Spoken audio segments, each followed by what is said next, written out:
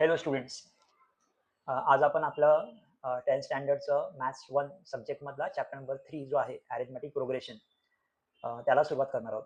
ठीक आहे. प्रॅक्टिस सेटकडे जाण्याअगोदर आपण या चॅप्टरशी रिलेटेड जे काही बेसिक टर्म्स आहेत ज्याचा उपयोग आपल्याला 3.1 मध्ये होणार आहे ते समजून घेण्याचा प्रयत्न करूया. ओके. तो आपल्या टेक्स्टबुकमध्ये हा पार्ट दिलेला आहे, लेट्स रिमेंबर, ज्याच्यामध्ये ज्या इम्पॉर्टंट गोष्टी ज्या आहेत त्या समराईज केलेल्या आहेत. ओके, 4 पॉईंट्समध्ये. तर यामध्ये पहिला जो पॉईंट आहे त्या पहिल्या पॉईंटमध्ये या चॅप्टरचं जे नाव आहे अरिथमेटिक प्रोग्रेशन, त्या नावाचा जो अर्थ आहे तो अर्थ त्यांनी एक्सप्लेन केला आहे की अरिथमेटिक प्रोग्रेशन म्हणजे काय, what is the meaning of arithmetic progression. Okay, so arithmetic progression is a sequence. Okay, arithmetic progression is a sequence in which the difference between the consecutive terms is constant. Okay, arithmetic progression हा एक set of numbers असतो ज्याच्यामध्ये जे दोन consecutive terms आहेत त्यांच्यामधला जो difference आहे तो नेहमी कॉन्स्टंट असतो. ठीक आहे.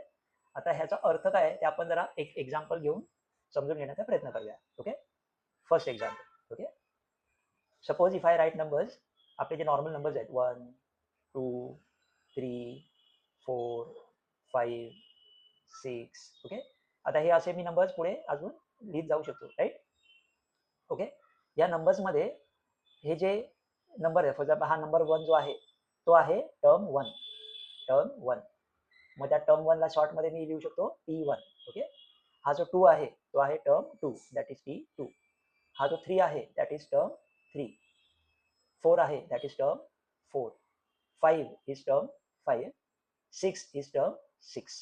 ओके, तर ह्याला म्हणतात consecutive terms. So T1 and T2 are consecutive terms, कारण ते एका मागोमाग एक आलेले आहेत, म्हणून त्याला आपण काय म्हणतो, जिथे पॉईंट नंबर 2 मध्ये पण दिलाय बघा, consecutive terms. Okay, T1 and T2 are consecutive terms. T2 and T3 are consecutive terms. त्याचप्रमाणे T3 and T4 are consecutive terms, right. आपण T1 T1 आणि T3 किंवा T3 आणि T6 यांना कॉन्झिक्युटिव्ह टर्म्स म्हणणार का? नाही, कारण त्यांच्यामध्ये दुसरे टर्म्स आहेत. ओके, तर हे जे कॉन्झिक्युटिव्ह टर्म्स असतात या कॉन्झिक्युटिव्ह टर्म्स मधला डिफरन्स. ओके, डिफरन्स म्हणजे काय असतं, तर डिफरन्स म्हणजे असतं सबट्रॅक्शन. ओके, जे इकडे ब्रॅकेटमध्ये दाखवलं पण बघा, सबट्रॅक्शन. ओके, जर सबट्रॅक्शन, जर त्यांच्यामधला जो डिफरन्स आहे तो जर कॉन्स्टंट असेल तर आपण त्याला अरिथमेटिक प्रोग्रेशन म्हणू शकतो. ओके, फॉर एक्झाम्पल इकडे आपण बघितलं टर्म 2 आणि टर्म 1 मध्ये कितीचा डिफरन्स आहे, so 2 - 1 the difference is of 1. Okay, एक 1 चा डिफरन्स आहे. Okay, fine. 3 - 2 again the difference is of 1. 4 - 3 again the difference is of 1. 5 - 4 again the difference is of 1. 6 - 5 again the difference is of 1. Okay, म्हणजे हा जो difference आहे तो काय आहे, कॉन्स्टंट आहे. The difference is constant. Fine. तर असा जो डिफरन्स आहे जर तो कॉन्स्टंट असला तर मग याला आपण एपी असं म्हणणार. ओके, सो हे जे नंबर्स आहेत 1 2 3 4 5 6 they are an AP, they are example of AP, arithmetic progression. Okay, आणि हा जो कॉन्स्टंट आहे, हा जो डिफरन्स आहे कॉन्स्टंट डिफरन्स, त्याला आपण डी या लेटरने इंडिकेट करतो. Okay, the difference between the two consecutive terms is indicated by letter small D. Okay, आपण अजून एक एक्झाम्पल बघूया. सपोज आता हे आपलं सेकंड एक्झाम्पल आहे. Okay, 4 8 12 16 20. Okay, and so on. Fine. आता इथे what is the difference between the consecutive terms, तर आपण 8 - 4 केलं तर आन्सर काय येईल, 4. 2 - 8 केलं तर आन्सर काय येईल, 4. 12 - 8 केलं तर आन्सर काय येईल, 4. 16 - 12 केलं तर परत आन्सर काय येणार, 4. 20 - 16 केलं तरी आन्सर काय येणार, 4. राईट. ओके, म्हणजे इथे कॉन्झिक्युटिव्ह टर्म्स मध्ये कितीचा डिफरन्स आहे, तर 4 चा डिफरन्स आहे, जो कॉन्स्टंट आहे. ओके, तो चेंज नाही होत आहे. म्हणजे हे जे नंबर्स आहेत हे पण नंबर्स काय झाले, they are an example of arithmetic progression. Okay, fine. अजून एक्झाम्पल बघूया, एक्झाम्पल नंबर 3. ओके, आता यामध्ये सपोज मी नंबर लिहिले 2 6 18 54 162. Okay, and so on. आता यामध्ये जे कॉन्झिक्युटिव्ह टर्म्स आहेत त्यांच्यामधला डिफरन्स आपण बघूया.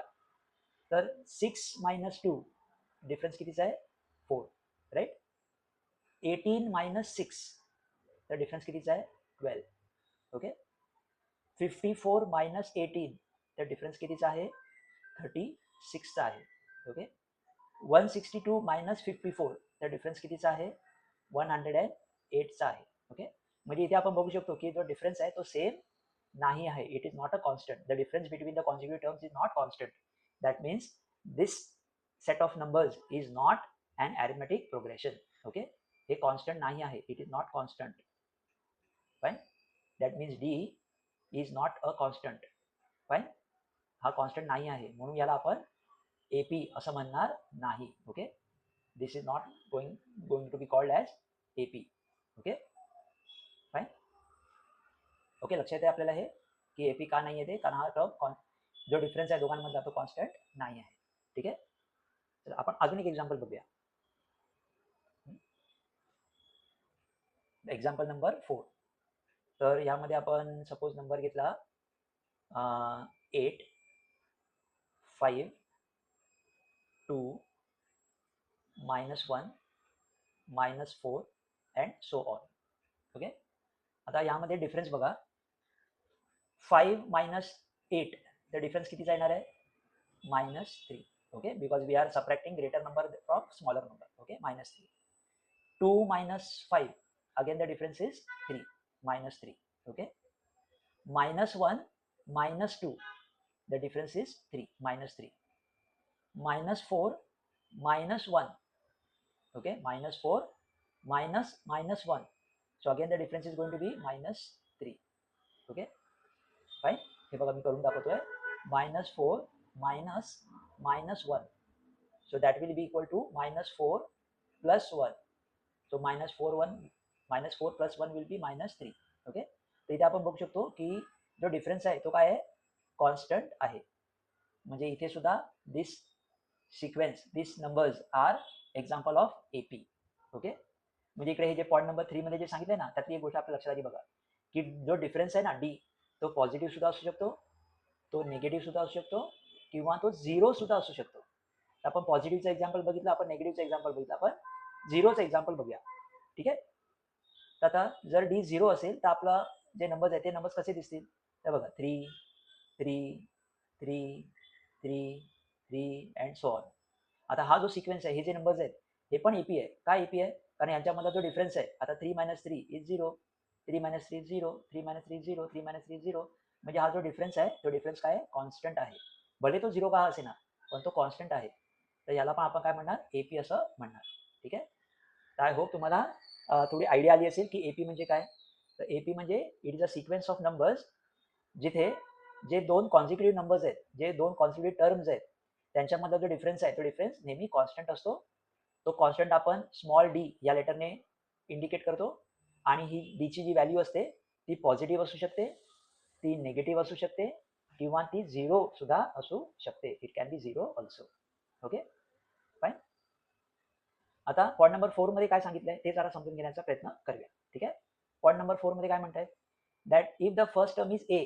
ओके एपी मध्ये पहिला टर्म जो नेहमी आहे तो ए असा दाखवला जातो. ओके म्हणजे आता इथे बघा फर्स्ट टर्म साठी दोन गोष्टी झाल्या.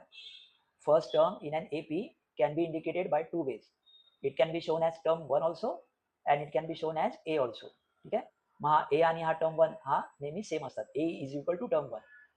ओके आणि जर कॉमन डिफरन्स डी असेल तर मग आपण बाकीचे जे सिक्वेन्स आहेत ना बाकीचे नंबर्स आहेत ते आपण काढू शकतो. Okay if we know that in an AP the first term is a and the common difference in d then your terms in sequence will be a. First term आपला a असणार second term will be a plus d. Okay third term will be a plus 2d. Right मग आपला fourth term काय येणार ए plus 3d. Okay आपला पाचवा term काय येणार ए प्लस 4d. Okay fine. तर फॉर एक्झाम्पल ह्याचं एक एक्झाम्पल घेऊया आपण. ठीक आहे एक एक्झाम्पल घेऊया की let's say a is equal to 2. Let's say a is equal to 2 आणि जो कॉमन डिफरन्स आहे ना d that is equal to 3. Okay a is equal to 2 and common difference d is equal to 3. मग आपला पहिला term काय येणार आहे तर आपला पहिला टर्म येणार आहे ए दॅट इज 2. राईट मग आपला दुसरा टर्म सेकंड टर्म आपला काय येणार आहे A plus D that is 2 + 3 that will be 5. Okay आपला तिसरा टर्म काय येणार आहे A plus 2d. Okay A plus 2d तर आपल्या केसमध्ये या एक्झाम्पलमध्ये ए ची व्हॅल्यू किती आहे 2 आहे आणि डी ची व्हॅल्यू किती आहे 3 आहे, तर आपण ते पुटअप करूया. Okay, so it will be 2 plus 2 multiply by 3, so that will be 2 plus 2 multiplied by 3 is 6, so that will give us 8. Okay, तर आपला तिसरा टर्म काय येणार 8. ओके, तसं आपण आपला चौथा टर्म फाइंड आउट करू शकतो a plus 3d, a plus 3d, so a plus 3d will be 2 plus 3 multiplied by 3, so that will be 2 multiplied by 9, that will be 11. Okay, तर असं आपण फॉर्म्युला वापरून आपण हे टर्म्स फाइंड आउट करू शकतो. ओके, तर आय होप हे चारही जे पॉईंट्स आहेत ते तुमच्या लक्षात आलेले आहेत. ओके, जर आपण एकदा परत ते समराईज केले तर काय आहेत बघा. ओके, पहिला पॉईंट काय सांगतो आपल्याला की कोणाला एपी म्हणायचं, विच नंबर्स और which sequence can be called as AP if the difference between the consecutive terms is constant. जर तो डिफरन्स कॉन्स्टंट असेल तरच आपण त्याला एपी म्हणणार, अदरवाईज त्याला आपण एपी म्हणणार नाही. ओके, सेकंड पॉईंट काय सांगतो आपल्याला की हा जो डिफरन्स असतो तो डिफरन्स नेहमी कॉन्स्टंट असतो आणि तो डिनोट कशाने करतात, it is denoted by small D. Third point आपल्याला काय सांगतोय की हा जो डिफरन्स आहे डी तो पॉझिटिव्ह सुद्धा असू शकतो, निगेटिव्ह सुद्धा असू शकतो किंवा इनफॅक्ट 0 सुद्धा असू शकतो. ओके, आणि चौथा पॉईंट आपल्याला काय सांगतोय की आपल्याला जर ए माहीत असेल, दॅट इज फर्स्ट टर्म माहीत असेल, आणि आपल्याला जर कॉमन डिफरन्स डी माहीत असेल तर आपण तो जो सिक्वेन्स आहे ती जी एपी आहे त्या एपी मध्ये टर्म्स फाइंड आउट करू शकतो by using this formula. Okay, आणि इनफॅक्ट या फॉर्म्युलाचा सुद्धा एक कंडेन्स फॉर्म्युला आपल्याला 3.2 हा जो प्रॅक्टिस सेट आहे त्यामध्ये वापरायला मिळणार आहे. ठीक आहे, तर पॉईंट नंबर 4 बद्दल आता 3.1 मध्ये फार त्याचा काही उपयोग नाही आहे. ओके, तर चला हा एवढा background I guess is enough. Let us go to the practice set 3.1.